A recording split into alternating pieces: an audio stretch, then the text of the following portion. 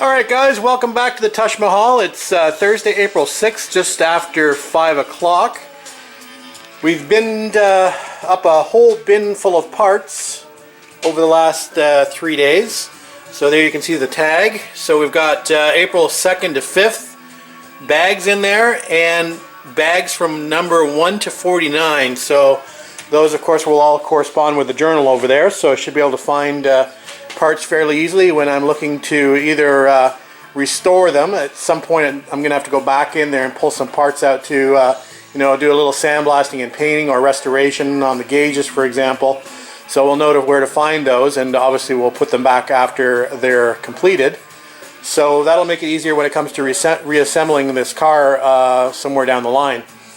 So we are on T-minus 164 today, and as mentioned last night when we left off, we're going to tackle taking the steering column out so we can get the metal dash frame off, and then we'll get the heater box out. That's the plan for this evening. That's what we'd like to accomplish anyway.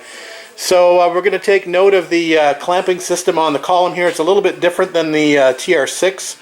It's got an additional strap there, I see, but it's also got a lot of less additional components because the ignition switch for the 250 is on the center console versus the ignition on the TR6, at least the 73 TR6 that I own, is right basically under the middle of the column. So it's also a locking column. So a little bit of difference there.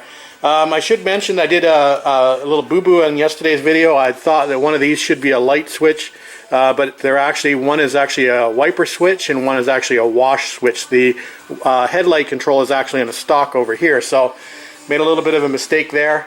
I'm still getting to learn this car a little bit. I couldn't remember that's how I turned the lights on the last time, was using the stock and not a switch. So anyway, that's it for now, guys. We'll get to work and we'll take some progress videos along the way. See if we can get a little better look at that inner structure.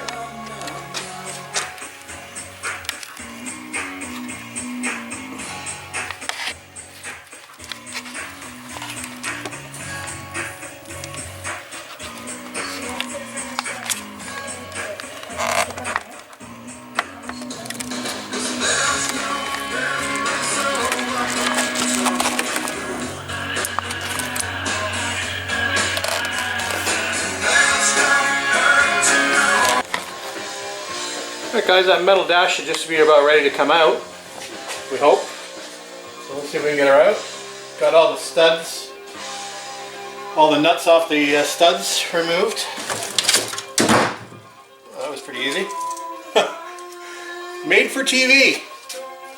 Actually, that came apart a lot easier than I thought. So there is the dash removed. Alright.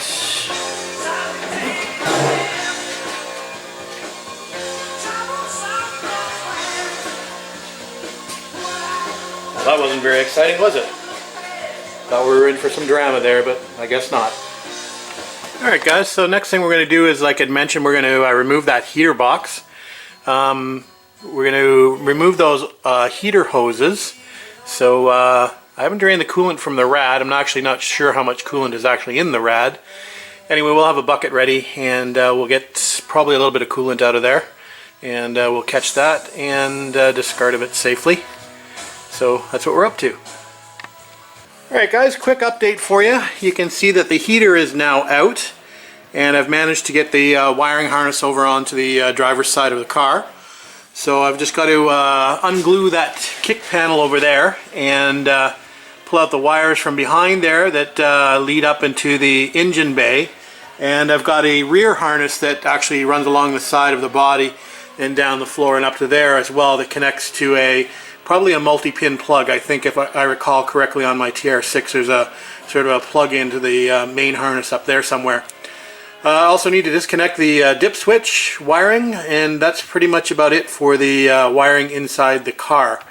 That's the oil feed line there just hanging, and looks like he had an oil temperature bung installed in the oil pan. So that's that red wire that's sort of a stray wire there by itself.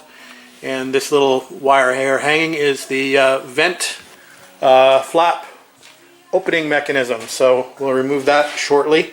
I did connect some wiring to the solenoid up here to push it back through into the engine bay. But other than that, It's looking good. So we will continue on.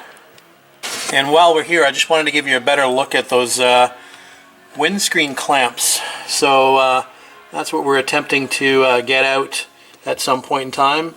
I'm going to give it another shot of penetrating oil while I've got the access, and then hopefully we can jiggle that free in the next little while. So just thought I'd give you a quick shot of that. That's what those look like, little bastards. Oh, and for those of you who've never seen a heater box, so this is the heater box made by Smith's. There you go, in all its glory. I thought you might just want a quick view of that. So it's got a little door there that basically heats up your right leg, and that's pretty much about it. And the rest pretty much gets stuck in the hoses and doesn't really make its way out much. But there you go. Quick shot of the heater. Alright guys, just coming up to 6:45, and I think it's time for a dinner break, but I've just been kind of wandering around the car and figuring out what I want to do next. And I think what we're going to do is we're going to start removing some of this ancillary stuff in the engine bay. And I think we're going to start with the master cylinder and the brake booster. What I'm pretty much trying to do is I'm trying to get the rest of the harness out of the car. And the main entry point for the harness is under the brake booster in that firewall there.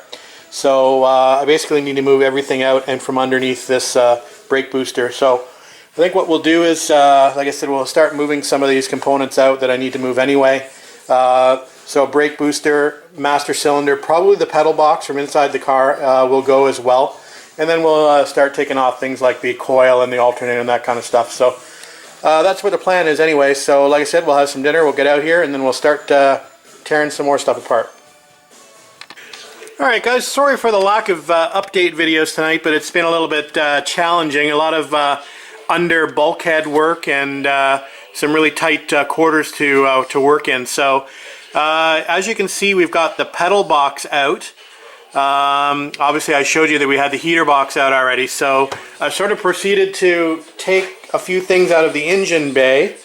So we've got the sort of bulkhead looking a little better here. So I've got the brake booster, the brake master out.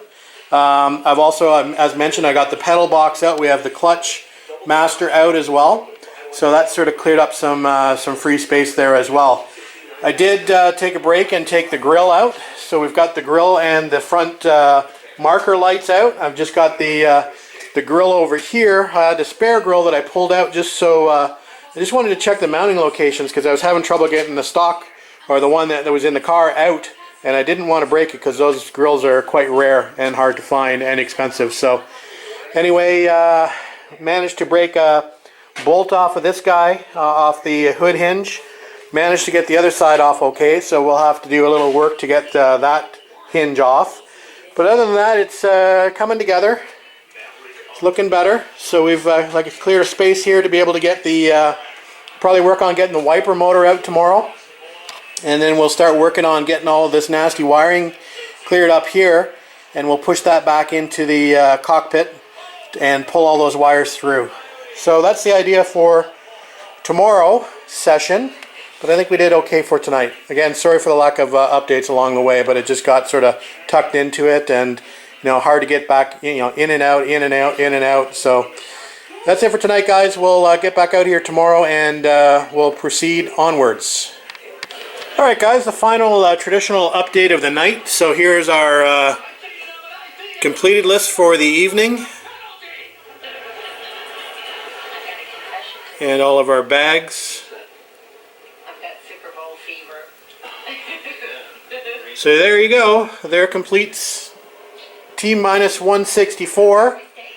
We'll get out here on Friday for T-minus 163, and we'll continue along on the disassembly. Alright guys, that's it for tonight. Thanks for watching.